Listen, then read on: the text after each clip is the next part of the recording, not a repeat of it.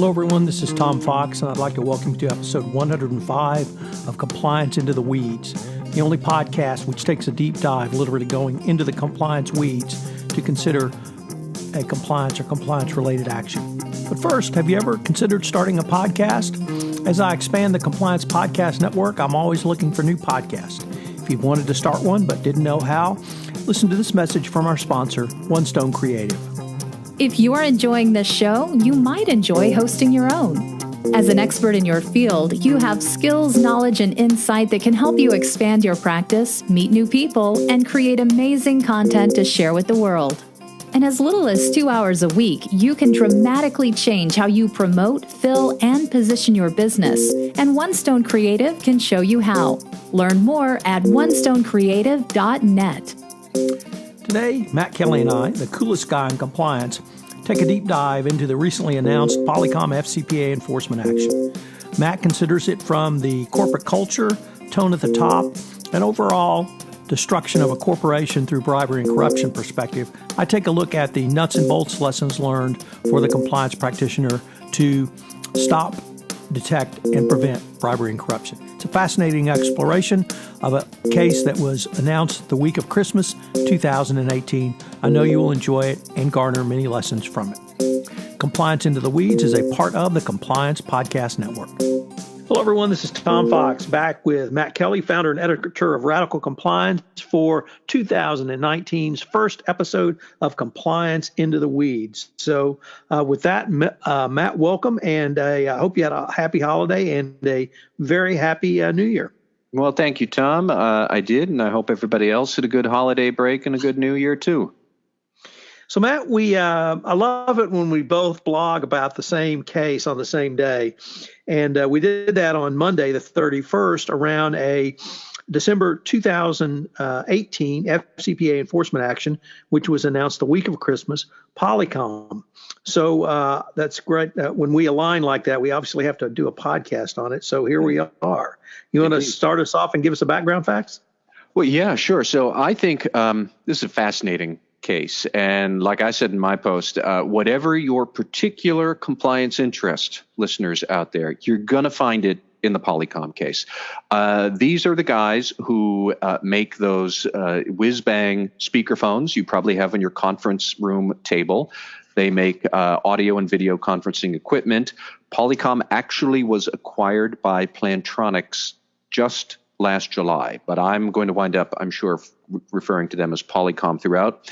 On December 26th, in a rather stealthy and unheralded announcement, the SEC quietly put out a statement that it had reached a settlement with Polycom for FCPA issues in China, where Polycom in total agreed to $31 million in disgorgement, spread among, I think, the Justice Department, the Postal Service, and the SEC, plus a $3.8 million penalty from the SEC, plus $1.8 million, I think, in prejudgment interest. So total amount of disgorgement, penalties, interest, the whole nine yards. It was $36 million Polycom had to pay to settle this. It was a bribery scheme in China running from 2006 until 2014. I will very quickly outline the highlights of the actual misconduct, but I think it is fair to say at this point this is kind of a traditional FCPA snafu for Polycom, traditionally bad. Number one, happened in China.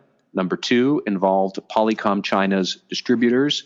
Number three, they were using discounts given to distributors to fund bribes to the end customers. And then number four, Polycom officials were covering that up in their books and records. Number five, we have some incomplete compliance and ethics training of Polycom employees that was never really followed up. And then number six, there was some incomplete due diligence of some sketchy distributors that Polycom never really pushed to the logical end. We have heard this many times before. Then what happened was in 2014, Polycom had a change of leadership. Tom, I'm sure we're going to discuss what that was about momentarily. But change of leadership comes in. They self-disclose the misconduct. They work to investigate with federal regulators. They work to remediate a lot of it. We can talk about the details of that. That hits all three of the FCPA corporate enforcement policy pillars. So whiz, boom, bang, the Justice Department declines to prosecute, although there is disgorgement. We've heard that before, too. There's the cost of the internal investigation. I'm sure that was not cheap. But then the $36 million in disgorgement and SEC penalties and whatnot, and presto, here we are. So that's it at the very high level. Tom, how'd I do? You did great, and I should have said this in the introduction. For anyone who really does not understand the difference between the way Matt's brain works and my mind works, all I have to do is read our 2 blog posts today, because as usual, I go deep dive into the nuts and bolts of the enforcement action, and Matt takes steps back and takes a much broader, and I frankly found much more interesting look at this case, with a lot of implications from different parts of not only the investigative procedure, the enforcement procedure, but also from the corporate procedure. So that's what I'd really like to explore with you, Matt, is the corporate culture issues, really starting with it doesn't get much higher than the CEO.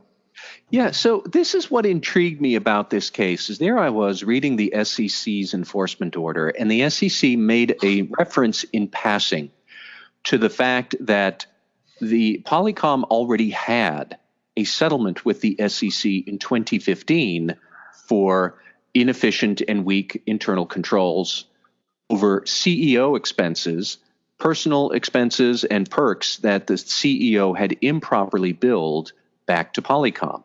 It's like, that is interesting that they already were on notice as having ineffective accounting and internal controls for CEO expenses, and then we stumble into ineffective accounting controls for FCPA. So I pulled on that thread a little bit. That brings us back to the CEO in question. Now, this is a man named Andrew Miller, who ran Polycom from 2010 until July of 2013. And Mr. Miller wound up eventually, during his tenure there, he billed $190,000 of improper perks and personal expenses back to Polycom. And these were things, for example, he took a 10-day trip to South Africa, a site visit for a sales conference with his girlfriend, and they racked up $51,000 in expenses to tour South Africa and then billed all of that back to Polycom.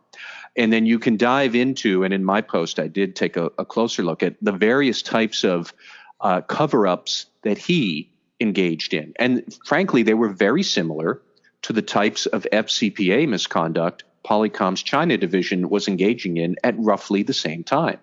Now, I want to be clear that I am not saying Miller was somehow in on the Polycom China thing. There's no evidence to suggest any of that. My point is merely that we had a flawed CEO who was engaging in misconduct, quashing efforts to look into his misconduct, using minions to cover up his misconduct, submitting false entries into the books and records. He was doing all of that at the very top. We should not be surprised if that is your tone at the top. You're going to see similar problems crop up in parallel elsewhere in the organization, which is what happened. He was apparently dinged by the SEC, for example, for using his private Yahoo email address to avoid suspicion about things like his South Africa trip. And lo and behold, over in China, they were concocting these bribery schemes using their personal email addresses, and they were falsifying documents and records and putting them into Polycom's global accounting system. So I would view both of these as two symptoms of the same larger malaise that was afflicting Polycom at that time. And frankly, Miller was the CEO. He is responsible for it, along with Polycom's board, because they were pretty much going along with it. They put him in there. He came from outside the company in 2009. So if this is the culture that we're letting the CEO foist upon the organization, like, what do we think is going to happen here, folks? It is telling to note. How did that all eventually come to a crashing conclusion? in the spring of 2013, somebody tipped off Polycom's audit committee to Andrew Miller's CEO perk shenanigans. They investigate. They fired him in July of 2013. And then Polycom brought in a new CEO, several new board members, and now it's 2014, and they're taking a much harder look at their culture and their organization. And what do we have happen? Well, here's in our FCPA order from last week, we see in 2014, suddenly Polycom was onto the China issue and then investigated and reported and everything else. So really what was going on was misconduct at multiple levels in multiple ways. Finally, the CEO misconduct kind of, I think, burst the bubble. And when we had new leadership come in, they start taking a whole new look. They realize that's not the only problem we have. We have this FCPA issue in China. We got to get to the bottom of that. Tom, we probably should talk about exactly what the China FCPA issues were, because there are some very deep and troubling bad practices there. But to my mind, like, these things are two set pieces of a bigger issue that Polycom had. And compliance officers and boards and CEOs, you got to think about that, because that's what really puts you in a bad light. For all of our talk about FCPA and ethics and compliance and CEO perks and everything, here's the end of the story for Polycom as a business. Revenue tanked under the leadership of Andrew Miller. The company went into a buyout with private equity, and then finally it got sold off to Plantronics. So Polycom as a company does not exist because it had poor leadership that let multiple troubles crop up, and then you know how that goes. You wind up going out of business. Well, you wind up going into, I would say, different ownership, a different phase of life, and the Polycom name and its entity and its history is now just one part of a bigger company, Plantronics, and I don't really see that as a healthy outcome for many businesses. Right. So it really drove home, or your post drove home to me, the need for this case to be studied, but really not by compliance, by a board of directors, by the audit committee, by the head of internal audit, by other stakeholders, so that they understand the need for appropriate levels of oversight over a CEO and indeed an entire company leading up to the entire corporate culture.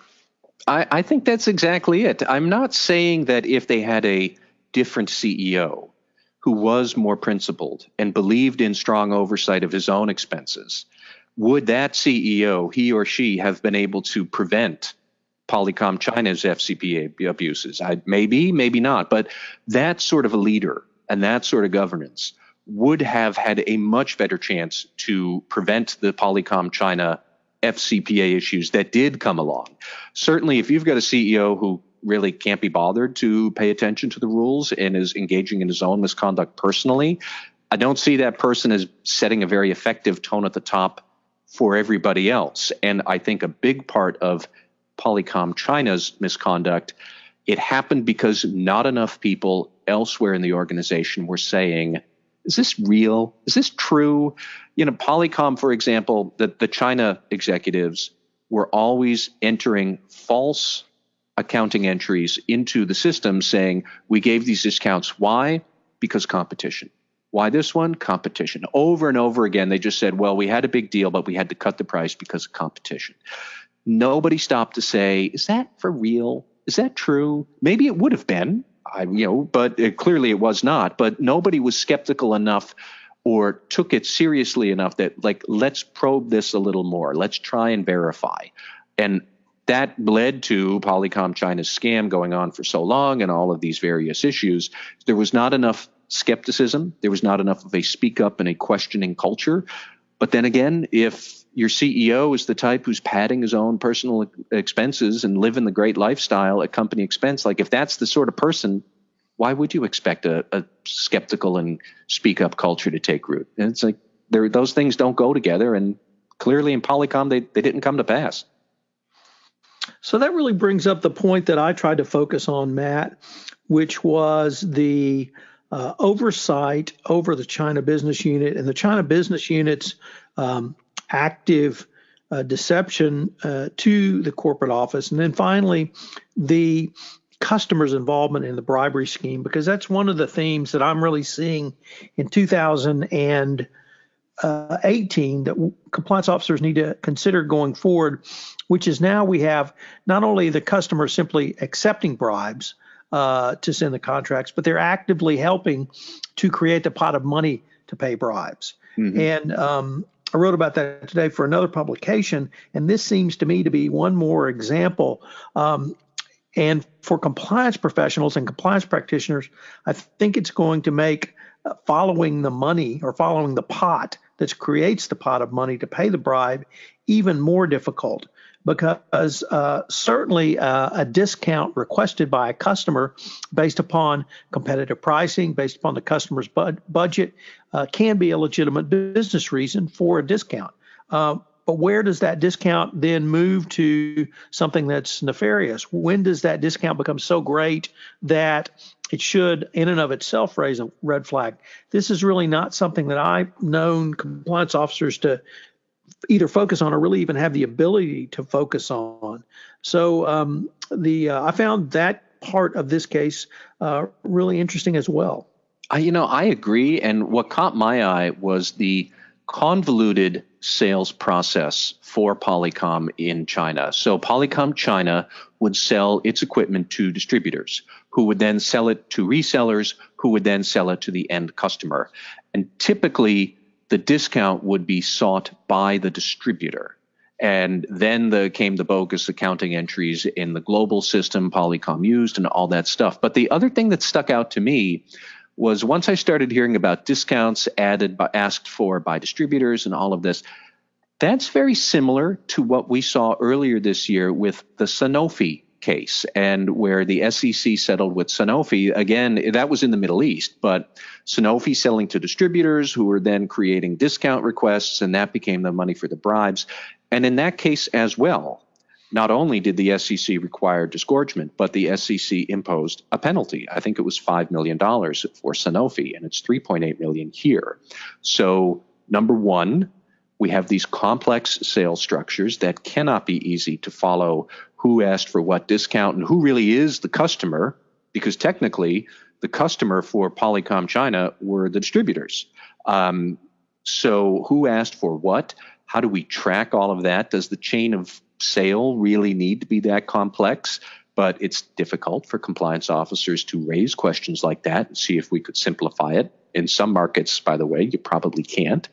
And then I think a parallel problem that is really difficult that this Polycom China case shows is that they had a dual sales management system where they put all of the bribes and the improper payments and all of the bad stuff was carefully tracked in a wholly separate Polycom China system that its vice president managed. And then that person entered bogus entries into the global accounting system for Polycom that made everything look good, except, of course, it wasn't true. But how would a compliance or audit executive necessarily know to ferret out that there's a whole separate IT system here that we don't even know about? I mean, is it on a different computer system? Is it on a different network? If it is, how would you find it? I'm not sure that we have the answers to those questions, but that's going to be the question, because this is not the last time we're going to see that. And it's only going to get easier for nefarious people to set up these parallel schemes with these very complex sales processes. It's really hard. But if you don't get it right, this is twice in 4 months that the SEC has dinged a company, imposed a penalty because you couldn't figure it out. And that's worth noting. So the other thing that struck me, Matt, was the specific notation in the SEC administrative order that it was executives in Singapore who were overseeing the price discounts. And why I thought that was so significant was that it seemed to indicate there was at least an attempt by Polycom to have some segregation of duties, some type of internal control which would rein that in. Now, it wholly failed to do so, but I found it significant that they pointed out that the review and oversight was just not simply a more senior executive or a business unit VP or EVP, but executives from a different country. And that really led to the entire discussion, I thought, about as you said, the convoluted nature, but really the language difficulties, the fact that the company did not translate the compliance training into Mandarin and then leading to not even really chastising people at all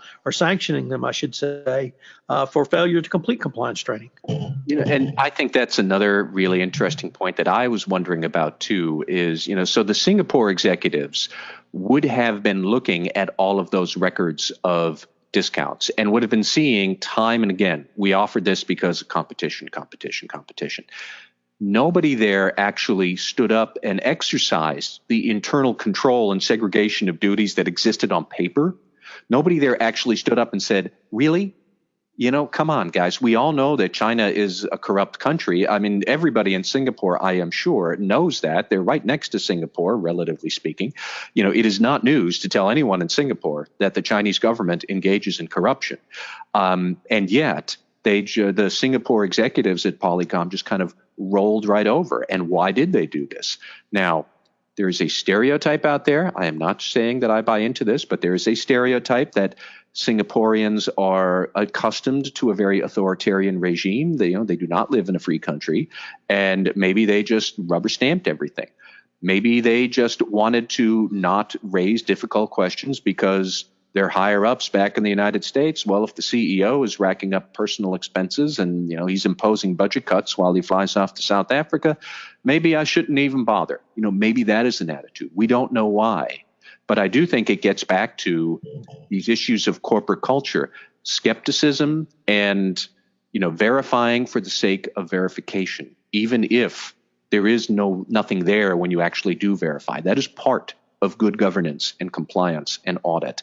And it didn't happen here, even though everything was configured that it could have if people wanted to, but it didn't happen. And that, I think, is a big question that compliance officers might want to ponder. Like, how do you avoid getting into that kind of a situation? So, Matt, let me circle back to one of the points you made a little bit earlier that I don't think we talk enough about in the general compliance world, and that is the negative business impact from having a corporate culture that if not rewards illegal behavior, certainly doesn't sanction it. So I can present to you two or three examples off the top of my head of energy companies from Houston that got into FCPA trouble and really were never able to make a comeback and are now been sold in parts of other companies. But here, it's not simply a compliance or at least an anti-corruption compliance issue. It was the entire culture that really led to Polycom's drop in revenues and leading to their eventual sale. And that's, I don't think, something that's really talked enough about. Could you maybe give some thought to that?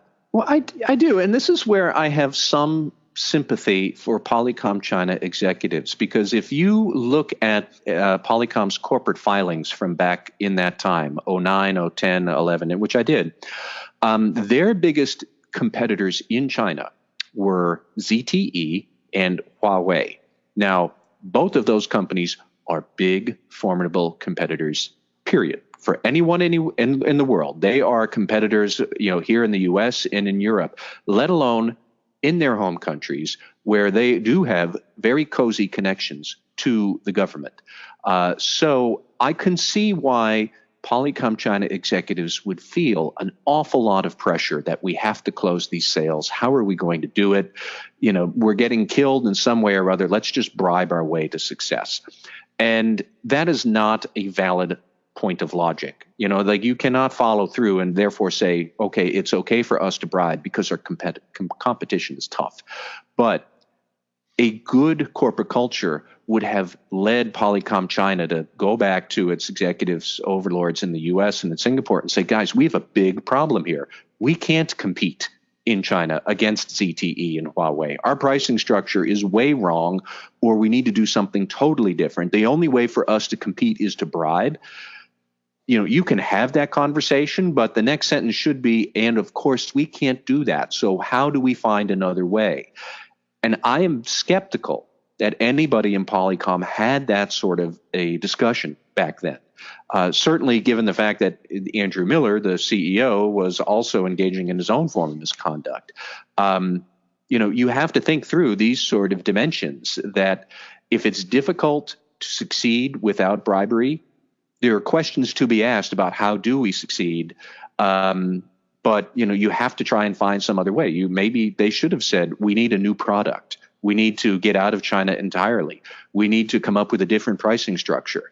But I don't know that any of those things happened. What we do know happened is that Polycom just bribed its way to business. And it's just one more manifestation of cheating, because that's what bribery is. That's what, padding your expense report. It's just cheating. If you've got a cheating mindset, that's not a rigorous way to do business. And so I'm not terribly surprised that Polycom suffered in the early part of the 2010s and then eventually stumbled into a private equity takeover and a sale to Plantronics. And as a standalone business, Polycom is no more. Well, Matt, this has been a fascinating explanation of a case which on its face appears to be, as you said, not only fairly straightforward, but things we have seen before. But when we unpacked it, there was really a lot there, literally from the boardroom to, I would say, the shop floor for lessons learned and in incorporation into training going forward. Absolutely. Like fascinating case. It's a layer upon layer that you can just peel away like an onion. Well, Matt, as always, it's been a great exploration, and frankly, can't wait to see what the news provides us to talk about next time. Thank you, Tom. Same here. Hello, everyone. This is Tom Fox again. I'd like to thank you for listening to this episode of Compliance Into the Weeds. If you have any questions, you can email Matt at mkelly@radicalcompliance.com. You can email me at tfox@tfoxlaw.com. Take a look at our blog post on this, which I've linked to in the show notes. They both link to the underlying SEC cease and desist order and the enforcement action for additional reading. I hope you'll join us again next week, where we will take another deep dive into the weeds. Compliance Into the Weeds is a part of the Compliance Podcast Network.